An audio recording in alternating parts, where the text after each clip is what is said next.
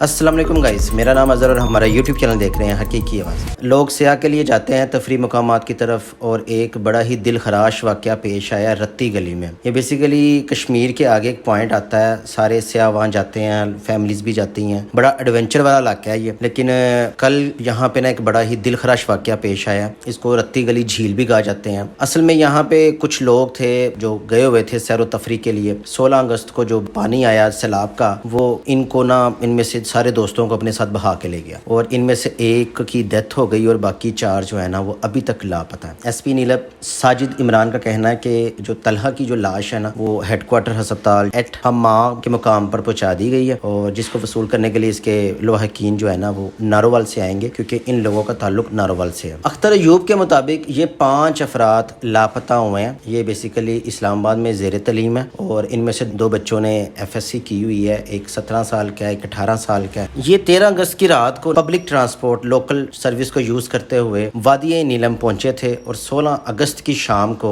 5 بجے گزر رہے تھے گھر آنے کے لیے، تو پیچھے سے طغیانی جو بارش ہے، سیلاب ہے، اس کا جو پانی ہے وہ ان کو بہا کے لے گیا۔ اختر ایوب نے بتایا کہ گزشتہ رات جو کہ نالے سے کافی متاثر ہو گیا تھا، ایک عرفان کا بھی بتایا گیا کہ وہ ایک مقامی شخص ہے، تو انہوں نے جو متعلقہ ہیڈ کوارٹر ان کو اطلاع بھی دی تھی۔ چلحالہ انٹری پوائنٹ پہ پتہ چلا ہے کہ یہ لوگ انہوں نے نا جو 14 اگست ہے نا وہ LOC کے قریب واقع کے علاقے میں جو اڑنگ کیل کے نام سے مشہور ہے وہاں پہ منائی۔ عینی شاہدین ہے جو ارد گرد کے لوگ ہیں، اس میں سے ایک بندے نے بتایا کہ 5 افراد گاڑی سے اتر کر پیدل چل رہے تھے، جبکہ جس مقام پہ یہ چل رہے تھے وہاں پہ سیلابی ریلا آیا۔ جو ڈرائیور تھا اس نے کہا موسم خراب ہے، آپ ابھی سڑک کے کنارے نہ جائیں، آپ تھوڑا سا اوپر ہو کے چلے جائیں، تو انہوں نے اس کی بات کو نہیں مانا، اور وہ کہتے ہیں کہ ہم سارے لڑکے ہیں، ہم نے یونیورسٹی جانا ہے، یہ تھوڑا سا تو آ گیا تو ہم چلے جائیں گے۔ ڈرائیور نے ان کے ساتھ جانے سے منع کر دیا اور اپنی گاڑی کو سائڈ پہ کھڑا کر دیا۔ اتنے میں پیچھے سے جو سیلابی ریلا ہے وہ بڑی سپیڈ سے آیا، جو ڈرائیور ہے وہ تو درخت پہ چڑھ گیا، لیکن یہ بیچارے دوست وہاں پہ ان کے ساتھ بہہ گئے۔